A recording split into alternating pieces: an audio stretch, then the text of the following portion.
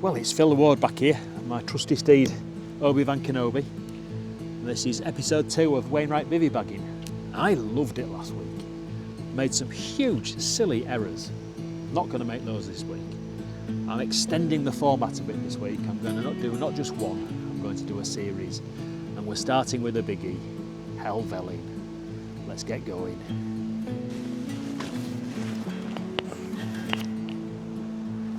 One error of judgment I made last week was the map. I use OS maps, but if you've not got any signal, you might have a problem with OS maps. So I have printed and laminated the route, down and up. Got that ready, and I've got my compass ready, which I'm going to clip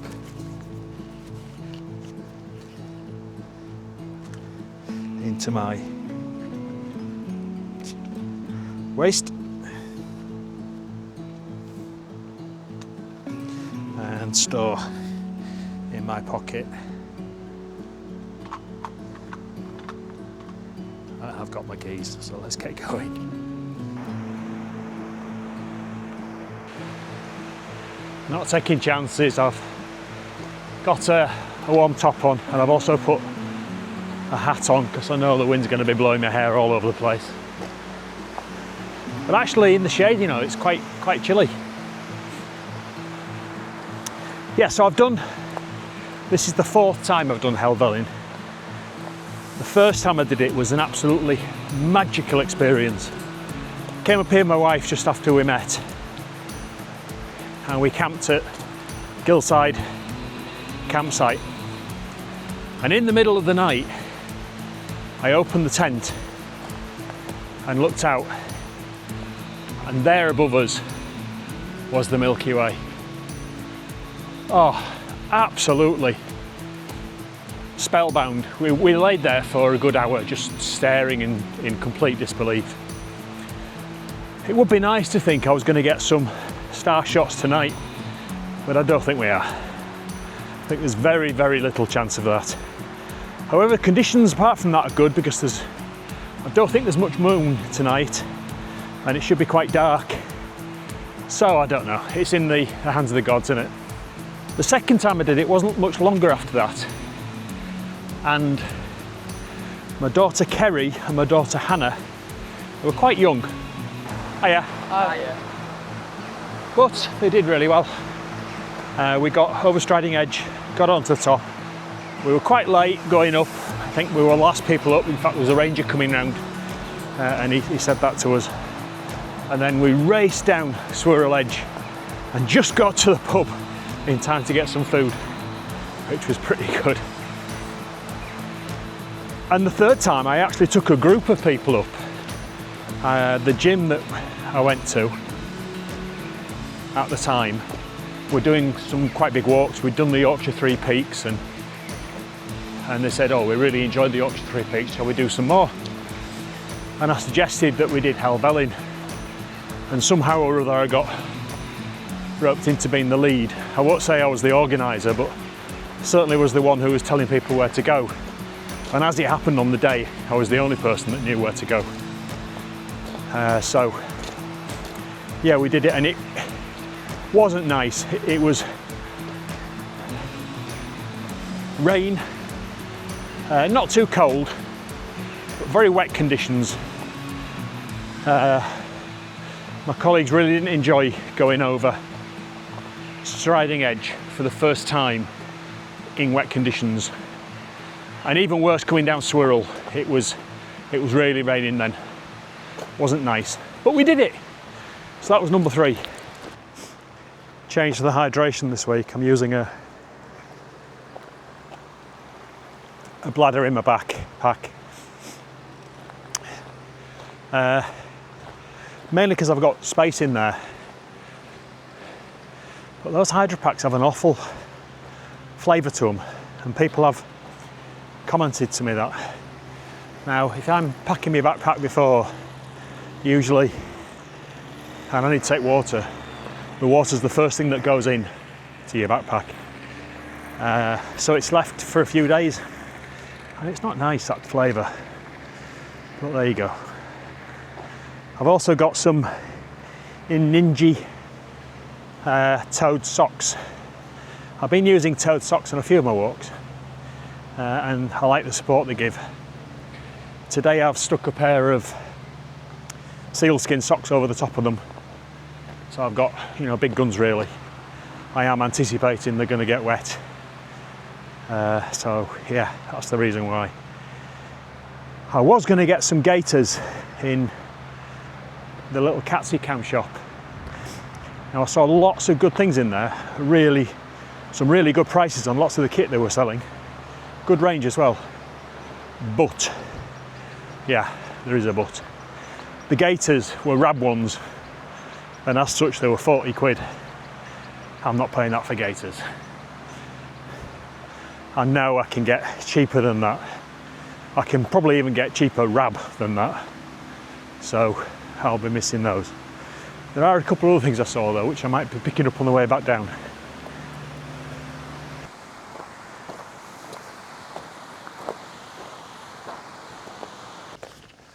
Well, the top on the hat didn't last long.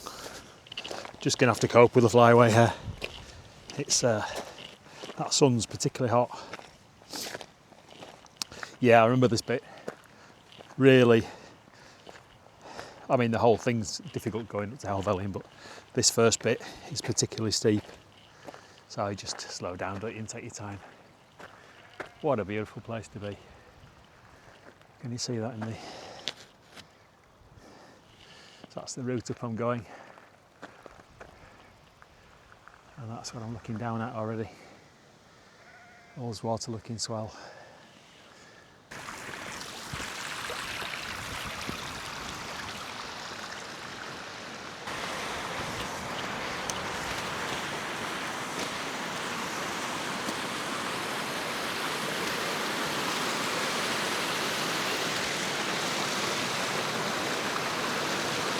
Getting quite breezy. That's Cam just come into view with Helvellyn behind it, striding edge on the left. Now I'm doing the next one.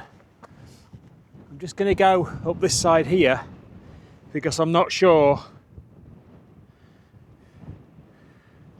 whether this is Birkhouse Moor or whether Birkhouse Moor is to my left, and I don't want to say I haven't done one.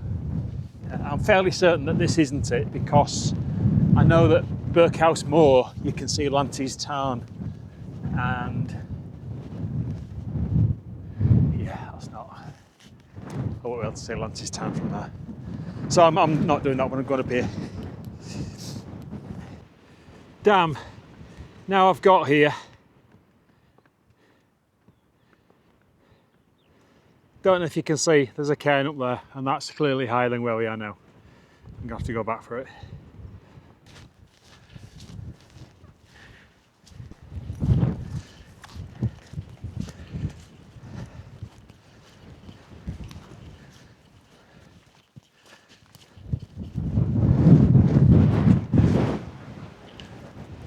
Wainwright number 2, bagged. First Wainwright today, Birkhouse Moor. Wow. Here, stop messing about. Come over here. Come on have a look.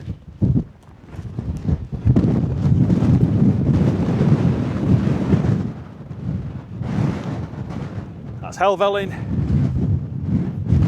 and Cam.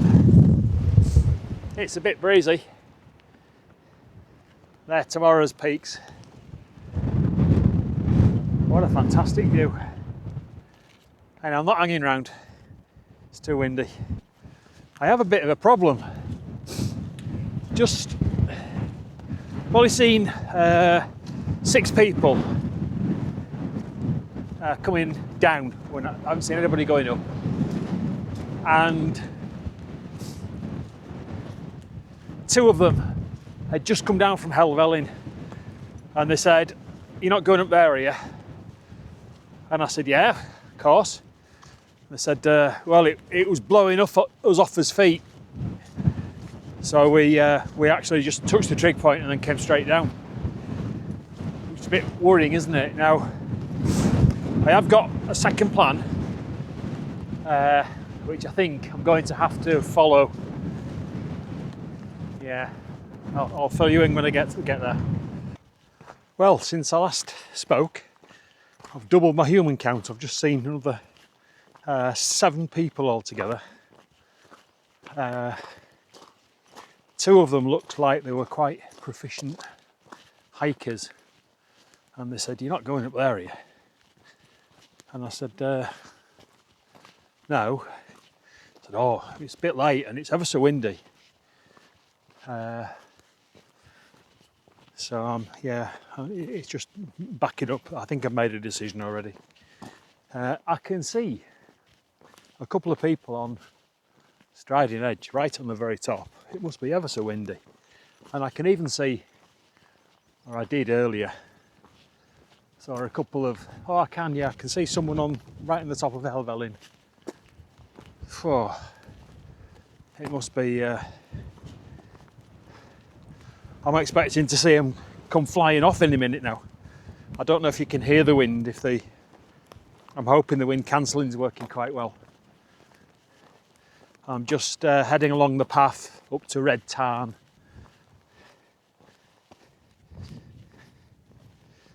Yeah, here we are, Red Tarn. It's not called Red Tarn because it's red. It's called Red Tarn because the rocks behind look red, apparently. Thank you.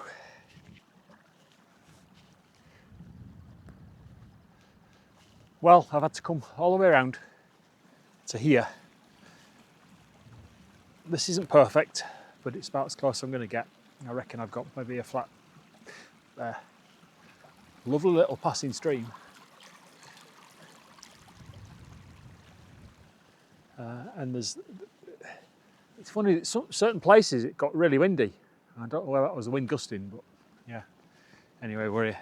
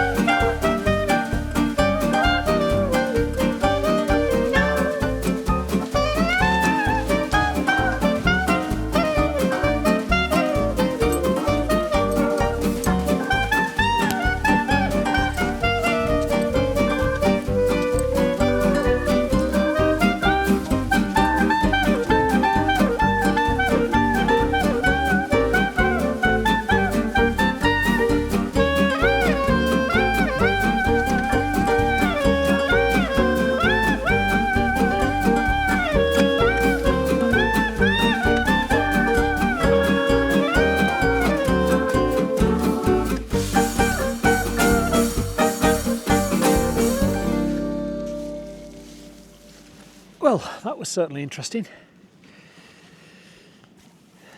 As you saw,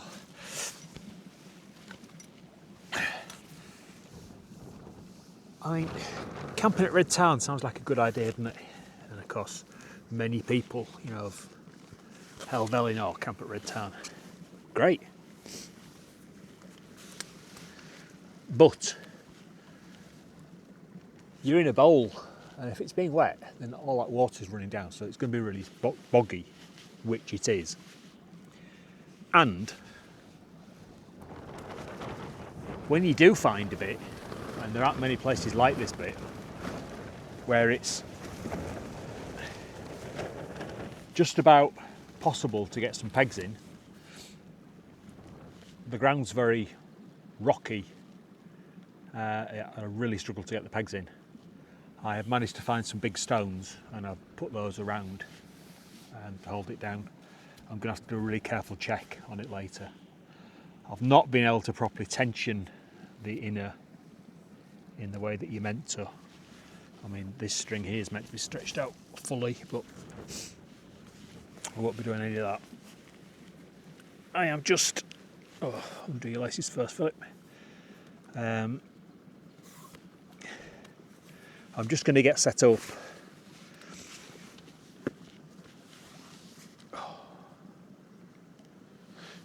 Yeah, they did get wet.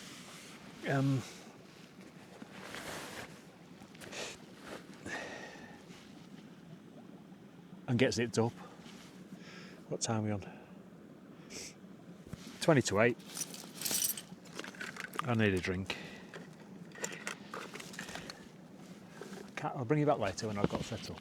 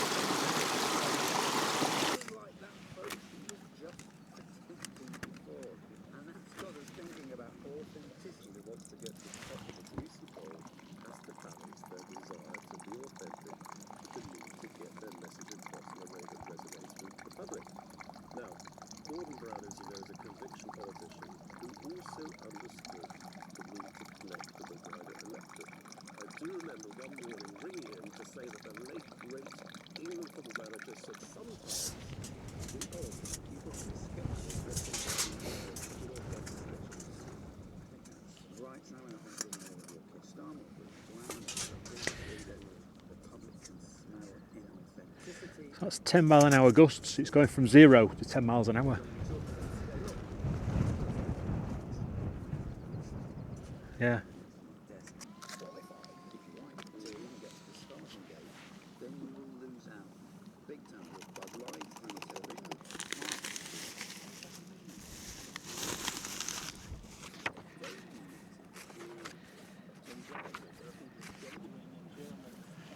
So it's a mesh from there down to the side. It's all mesh at the bottom.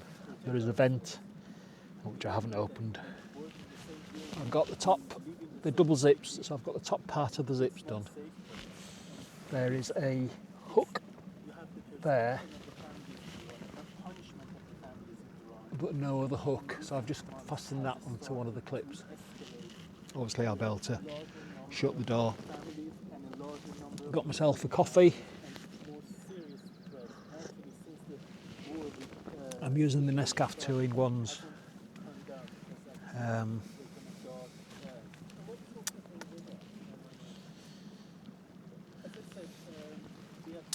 And I've got some soup. It would appear to be oxtail this time. I thought it was tomato. That's nice.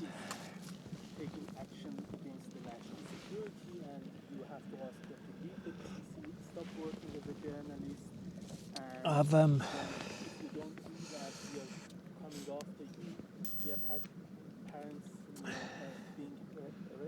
bought this plasma lighter, Life Systems one. Someone recommended it to me.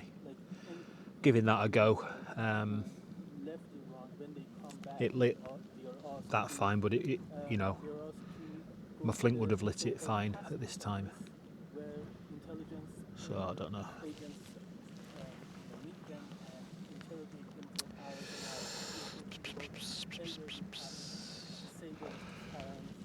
I don't think I'm going to be that long before I'm asleep.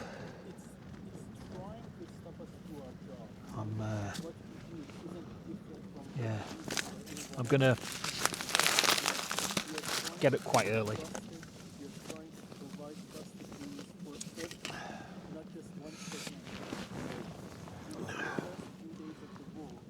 got signal.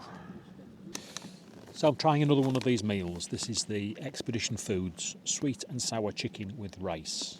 And it's 800 calories is this. I've just added water to it. It tells you almost hidden how much water to add. But I've added it to the line. And I'm just giving it 5 minutes now to rehydrate. It smells nice. And do you know what? I've no doubt it will be very tasty because the one last week was really tasty. But that's nearly 10 quid. That's an awful lot of money. I could make my own curries, my own sweet and sour, and dehydrate them. You know, obviously much cheaper than that. I did notice in the Catsy Cam shop, there's loads of meals there, $5.99. I may pick up a few of those tomorrow when I get back down there and give them a go. I like this for its simplicity. You know, nothing easier than ripping the top off, adding some water, giving it a stir, and there's your meal. These are really good because the 5 minutes time, that's nothing at all, is it? But 10 quid is ridiculous, honestly. You know, I can do 4 meals using ingredients from scratch for the same price.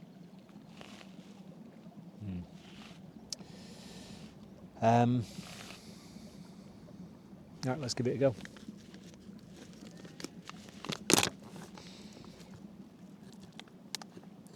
I mean, I'll show you it, but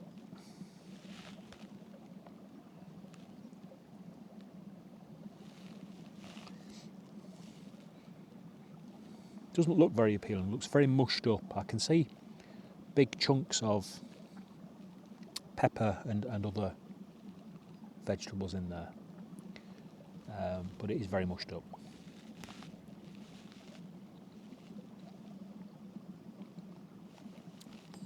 As I thought, that is delicious. It's very nice. You know, I could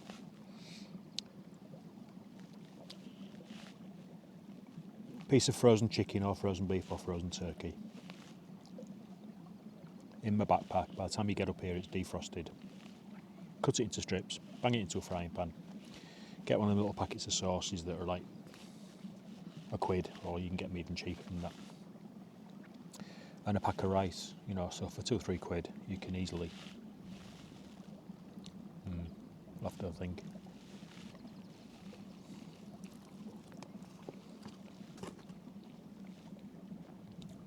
Where they're doing, of course, is if you're doing a multi-day hike and you can't refuel. I've seen loads of multi-day hike people though. They'll do one of the trails in England and they just call in at shops, or if there's a pub on the way, they'll stop and have a meal and they top up the food that way. Then there's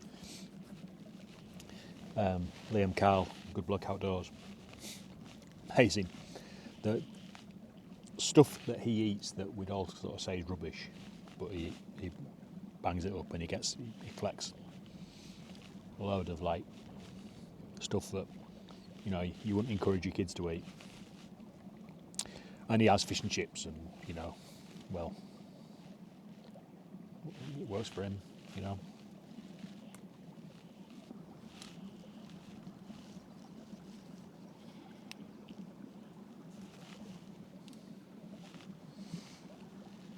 If Catsy Cam stood alone, remote from its fellows, it would be one of the finest peaks in Lakeland. It is nearly, but not quite, the perfect mountain form, with true simplicity in its soaring lines, and a small pointed top, a real summit that falls away sharply on all sides. From Birkhouse Moor, especially, it has the appearance of a symmetrical pyramid, and from the upper valley of Glenridding, it towers into the sky most impressively. But when seen from other directions, it is too obviously dominated by Helvellyn, and although its sharp peaked top identifies it unmistakably in every view on which it appears, clearly it is no more than the abrupt terminus of a short spur of the higher mountain. to which it is connected by a fine rock ridge, Swirl Edge.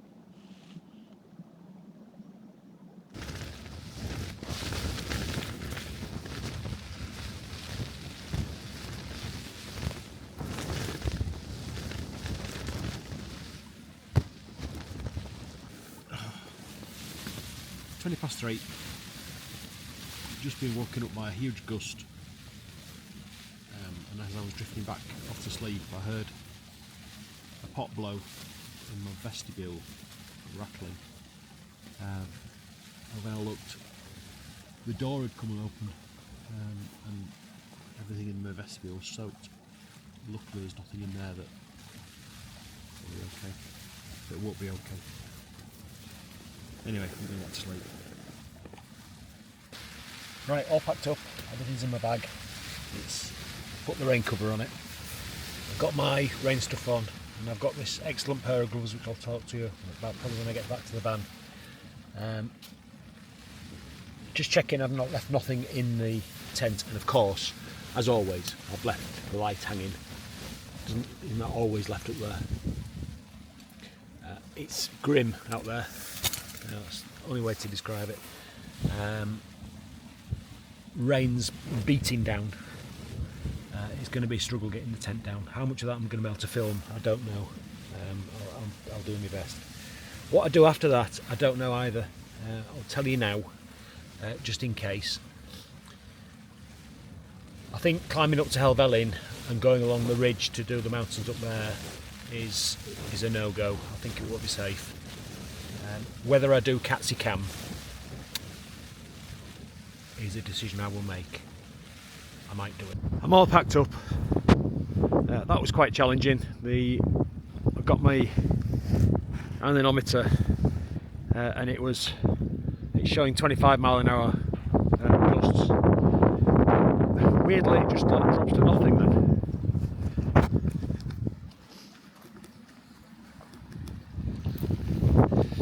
That's the view of Helvellyn.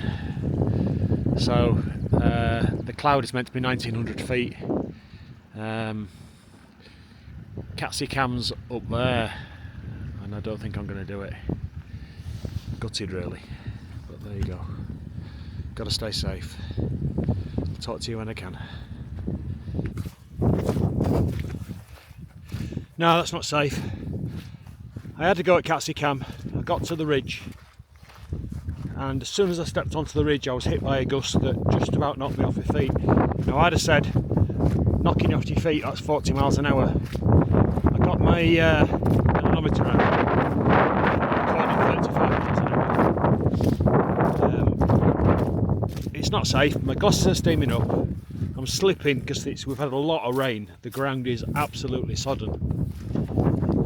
It's just not safe. If I have to call mountain rescue out, it's not fair on them, you know, when they could have more serious cases to deal with, but I could be laid there for hours. It's exposure conditions, so I'm not going to do it. I'll have to fight another day. I still had fun. This spot here, when I got to the Red Tarn, there was a guy walking around on his own with quite a small backpack on. I wonder what he was doing. And another person came down, I presume his partner, and I think they ended up camping just here because I could see them across the tarn. Yeah, that's another thing. Look, I mean, clouds dropped even more. It's now down at the level of the tarn. Yeah, it's not safe. I'm going home.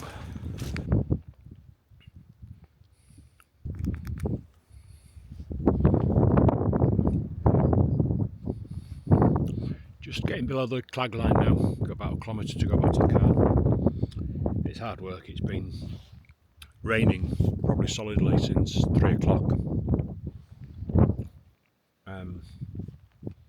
So the ground is really sodden, very slippy, hard going, and that wind is awful.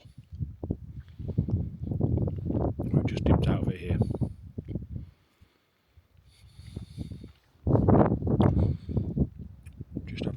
energy bar.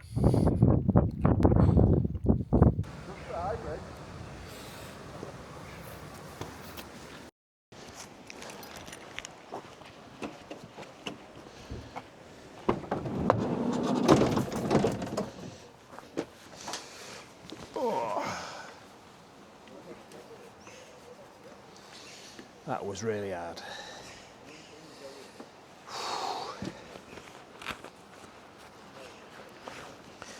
I think the rain we've had since early morning, 2 o'clock, 3 o'clock morning, quite heavy, and the wind has made conditions terrible. The ground is really wet, slippy, boggy. You've got to watch your step really carefully. Yeah, it was a very, very hard walk down. Anyway, these gloves. So I saw someone on YouTube hiking, and they said get some freezer gloves. And then in Orland's video, he had some fisherman's gloves, which I think are basically the same thing. These are fully waterproof, and they're insulated. They've got quite dexterity with your fingers. You can still do a lot of stuff with them, and they're easy to take on and off. My hands have been peachy warm coming back with them on. Best thing of all, I think they were £7, so you can't go wrong at that, can you? Right. A fail is not a bail. That plan would have been brilliant in good weather. The weather was atrocious. When I got up to Red Tarn, my plan was to go straight up to Catsey Cam. Even Catsey Cam would have been silly, dangerous. Especially my plan to go up to Helvellyn and camp on Helvellyn somewhere. Nah, that was silly. So, sensible option. I had the gear. I thought, right, camp at Red Tarn, go up tomorrow morning. During the night, wind was really high, even at Red Tarn. And then the rain has just been absolutely relentless, making the conditions awful. Walked up to the ridge, intending to do a Catsey Cam, thinking, well, I'll just do one of them. Not a chance. That would have been dangerous. So I've come back down. But that's okay. I have camped at Red Tarn, which has always been one of my ambitions. Done one more Wainwright, so I've doubled my total. And they're there for another day. Thank you for watching. Appreciate the support and encouragement. At this rate, it's going to take me 214 weeks. So I better see you next week.